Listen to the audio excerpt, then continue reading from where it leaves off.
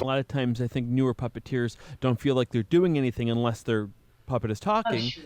That's and natural. and also they don't feel like they're maybe getting a reaction or telling a story unless people are like laughing or interacting at every moment.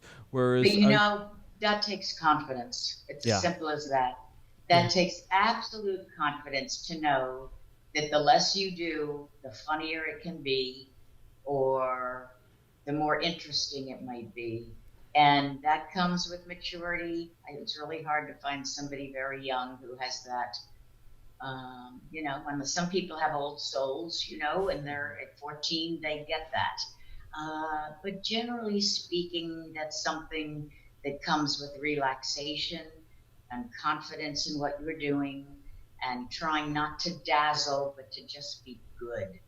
You don't have to be brilliant. You just have to be good. And if you become brilliant, that's great. But it's easier to shoot for good. Yeah. Another thing too, just knowing, I have an acting background, and so does my wife too, and she's always kind of known as like a character actor too. And I feel like and those types of people often, I think, can find those often be the types of actors that I think that find puppetry. And the thing is, what makes a character actor so good is, like we talked about earlier, being surrounded by kind of normal characters. And so many people's tendency is to be such a big, loud character that if that's how all the puppets are, it's gonna it's not going to work. It's just not gonna work. Yeah, exactly. It's not going to work. You have to have somebody who's listening and somebody who's talking. And I think it's not easy to be the one that reacts or is the quiet one. I mean, I think there's a certain skill to that, but it's for the greater good too. You can't just think about, oh, this is my moment to shine. If it's inappropriate, you're going to look like a doofus. You have to pick your moments, and you have to. I mean, I did that even as an actress. I would always think of, well, what is my part in this scene, or what is my part in this play? This is not all about me or my character. I'm part of the oneness of it.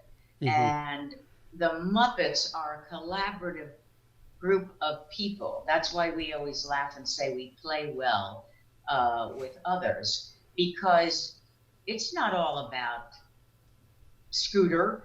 It's not all about this person. It's the group and the dynamic between the group. And everybody's going to get their chance to be funny, to be clever, to do the take, the reaction shot, whatever. But you're not going to last long in a group like the Muppets unless you are easy to get along with. There's just no way. And I must say, Jim was very good about hiring people. He seemed to have an instinct about it, and if his instinct was wrong, that person was gone. And that worked in the office as well. But he mostly collaborated with other people who were good collaborators, and those people knew they were only part of the wheel. They were a very important cog, but they, when you think about Jeff Moss, John Stone, Joe Raposo, I'm going way back now, but the people that created Sesame Street and whatever, Jerry Nelson, Frank Oz, they all contributed to making this show a success. They listened to each other. It was not an ego trip for anybody creating this show. Yeah, no, I think that's really important for people to understand and remember.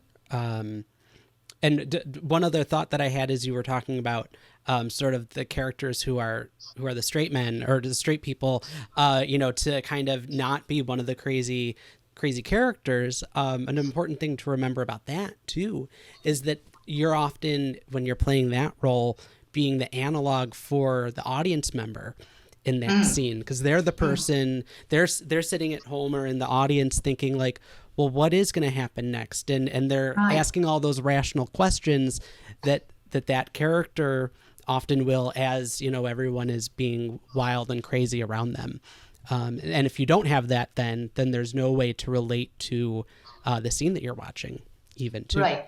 I would say that with puppeteering, or certainly on a show like Sesame Street, which is meant to amuse, we were all encouraged to be as far out with a character as possible, whatever that might mean for your specific character. But that was always in the air to go, which is why Prairie would start screaming and banging her head, and it was just, I think that was smart, because puppets, you can only do so much with a puppet. The eyes don't react. If I go, like that to something you're saying, as an actress, you see that, but you can't really do that with a puppet, unless you have an eye mechanism, and that really just goes up and down anyway. I mean, makes the eyelids go up and down. But I just think in developing a character, whatever your character was, just explore the outer perimeters of how far they might go with whatever their characters or their characteristics might be. I mean, Prairie Dawn was ultra sweet at first, and then she became very sure of herself, and I would always try to go as far with her as possible. At least I learned to do that later on. I didn't do that at first. But again, it's confidence, it's knowing who the character really is.